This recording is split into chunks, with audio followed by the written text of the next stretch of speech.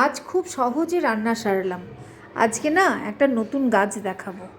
নতুন ঠিক বলা যায় না, মানে ওটাকে একটু সেটিং করেছি সুন্দর করে, ওটাই একটু ভালো করে দেখাবো আজকে। দেখো, পেন্সিল প্ল্যান্ট।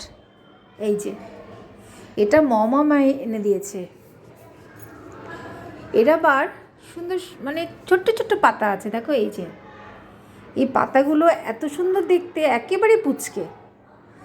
যাই হোক, মোটামুটি একটু বাগানটা দেখালাম আর ডিটেল দেখালাম পেন্সিল প্ল্যান্টটাকে। চলো, আর কি।